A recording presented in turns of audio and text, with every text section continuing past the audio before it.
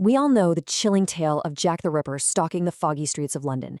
It is literally the ultimate unsolved true crime story, one that's captivated the world for over a century. But what if I told you that a full 3 years before London was paralyzed by fear, America was suffering at the hands of a much more sadistic killer? Welcome to This Explainer. Today, we're unpacking a terrifying, completely overlooked piece of history. We're looking at a mystery that absolutely proves truth is way darker than fiction. And the origins of modern terror, well, they might not lie where you think they do. Section 1. Before Jack the Ripper.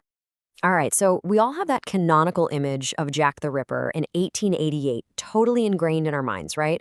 But let's put the timeline into perspective for a second. A full 3 years before the London Panic, a horrifyingly similar threat emerged in Austin, Texas. It is absolutely crucial to understand this timeline because the whole blueprint for an unknown killer completely paralyzing a major city, it wasn't first drawn up in England. It happened right here in the Lone Star State. And the main thing we need to understand is what exactly arrived in Austin. It was a monster. We aren't just talking about a common criminal here or a desperate thief looking for a quick buck.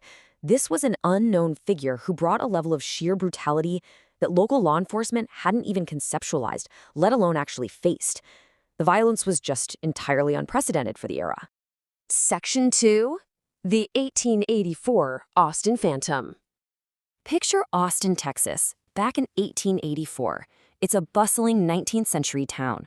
But the second the sun went down, this terrifying shadow started creeping through the back alleys.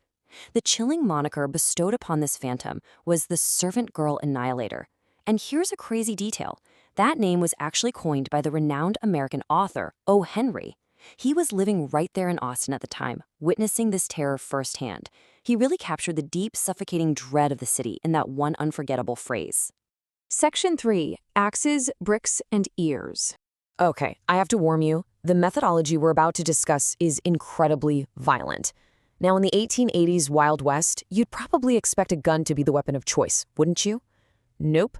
For an entire year, this phantom forced open windows, dragged young women right out of their beds in the dead of night, and used heavy axes and bricks to hack them apart in the dark. It was this chaotic, intensely physical type of violence. But it actually gets weirder. And much, much darker. You know how every serial criminal has a signature? A compulsion that goes way beyond the primary act? Well, his terrifying signature was driving sharp wooden and metal objects deep into his victims' ears. Yeah. The brutality wasn't just in the fatal blows, it was in this very specific, incredibly horrific ritual that followed. Section 4. Madness and strict curfews. You can only imagine the psychological toll this took on the residents. I mean, as the violence escalated and the gruesome details started spreading, the city basically fell into absolute madness. The 1880s police forces, equipped with only the most rudimentary investigative tools of their time, were completely overwhelmed. They were literally just chasing shadows. Because of this, strict night curfews were heavily enforced. Terrified crowds completely abandoned the streets at sundown, barricading their windows, just praying the Annihilator wouldn't choose their home next. Section 5. An unsolved Christmas mystery. Now the narrative takes a turn that's honestly just as bizarre as the crimes themselves. After a year of escalating horror, the story doesn't end with some dramatic shootout or a satisfying courtroom conviction.